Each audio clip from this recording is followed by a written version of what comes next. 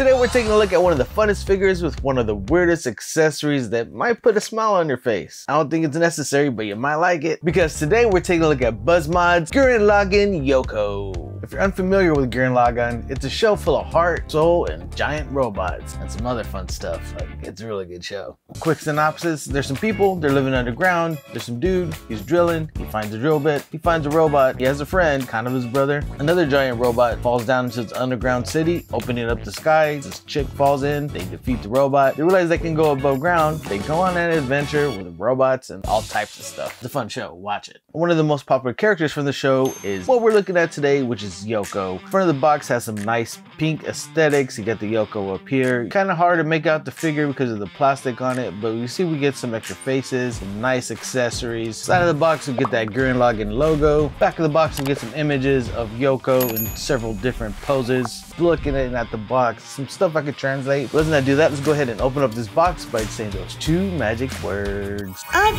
baby. And here we are with everything outside of the box. We've got some faces and hands and fun accessories. One I got to the side that we'll take a look at a little bit later. But for now, let's take a look at the figure itself, which is Yoko herself. Right out the box, it looks like we get some soft goods here for the legs and these little like socks, leggings.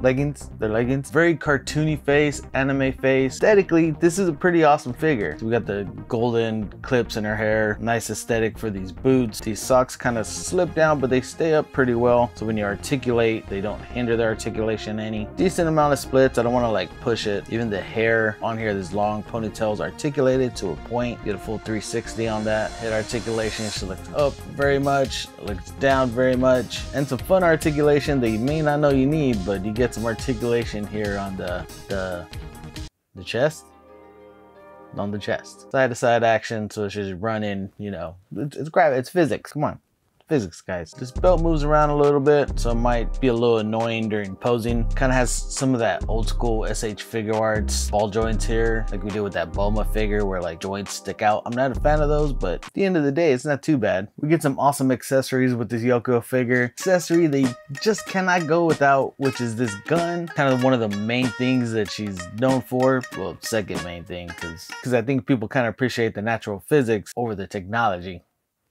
But this is a beautiful looking gun. I don't know if these are stickers on the side here. Hopefully they don't peel off if they are. We also get this little missile thing right here, so you get a blast effect. I'm assuming goes in here.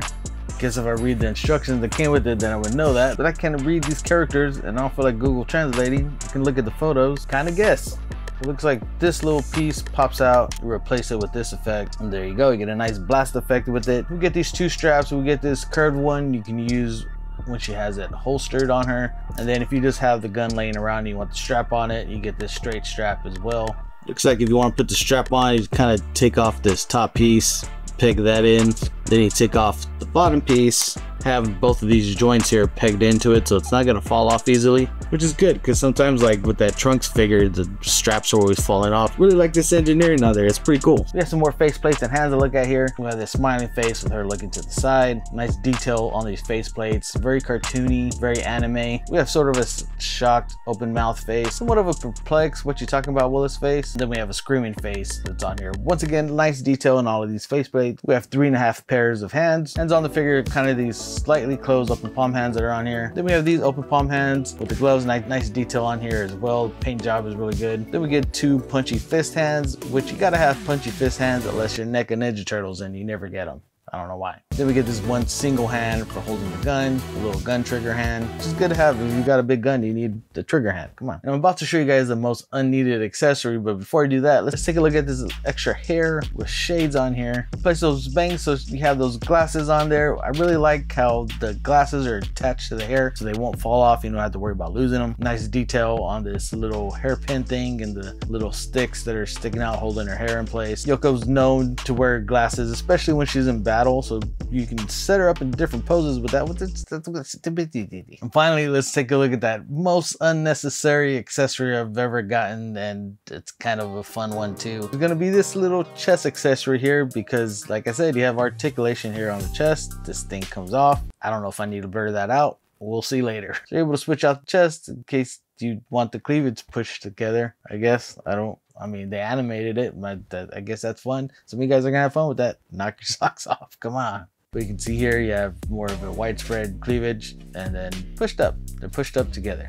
Look at that. However you like them. Like, it's unnecessary. So there you have you guys. I'm excited to have a figure for one of my favorite animes. There's also a Kamina figure out there from Buzzmod. Right now in the market, it's pretty expensive. This was a reissue, so I was able to get it at a lower price. Not sure if they're going to reissue that Kamina, but I hope so. So if you're a fan of Gurren Lagann, let me know down in the comments. What do you like about Gurren Lagann? What are some animes I should watch? Currently I watch all of Gurren Lagann, all of My Hero Academia, Dragon Ball Z, of course, Chainsaw Man. I got those figures coming in a review. So hit that subscribe button if you're a Chainsaw Man fan. Currently watching Demon Slayer. What other animes should I watch? What other figures from those shows would you like to see? Let me know down in the comments. Sailor Moon, I'm a huge Sailor Moon fan. I'm about to review those figures as well. Let me know in the comments if you guys want me to go ahead and jump on that. If you guys are a fan of female characters, I recently reviewed that launch and her bike. I hope you guys are hungry because on today's episode, we're packing a lunch. That's a bad joke. But we're taking a look at the SH Figure Arts lunch figure, and we're giving her a vehicle upgrade with this Jax-Do one-wheeled bike. Now, the reason why I called this figure lunch is because that's what it says on the front of the box. For those of you that watch the dub version of Dragon Ball, you might be familiar with this character as Launch, and once you know her backstory, calling her Lunch feels like it has a darker tone to it. Launch was introduced to us with Master Roshi, send out Goku and Krillin to find himself a lady girl. There's an implied kidnapping that they do to bring this girl to live on Master Roshi's island. It's kind of a weird situation, but maybe she was down to it. I don't remember. I just remember it was weird. If you're not familiar, you might also be asking, why is there blue hair and blonde hair? Does this girl go Super Saiyan? No, she doesn't. Launch in her base blue form, she's basically a sweet lady. She would make food for people and she would sneeze and become a killer. Now, I would never say that reminds me of being married because I'm not gonna get myself in trouble. I'm not gonna say that. But there's a lot of sneezing going on in my house. So we have that base form launch here on the side. Then you got her blonde form. It looks like there's a little gun that comes in this thing. Side of the box, we get that sneezing face. We get a smirking Launch, and then we get sweet Launch right here looking to the side. We get some images of the figure, more looks at that little gun. Excited to take a look at that because that gun's gonna look awesome when you have her posing it on this vehicle. Now this is a one-wheel vehicle. You can see here there's a red version. The other side there's a white version. I got the white version because I think it pops a little bit more. This is a vehicle that she used in the manga series. In one episode she goes and she ends up robbing a bank or robbing something and taking off in this vehicle. Inside the box we get a look at what I'm talking about, the A version and the B version. I got the A version. It looks like it lights up. I don't know how this thing works, but it comes from Jax-Do Company. If you're unfamiliar with the Jax-Do Company, they have some awesome diorama stuff out there that is at a moderate price, but the shipping is double the price. So it's a weird thing. You might see, hey, this is only $69, but it's $150 for shipping.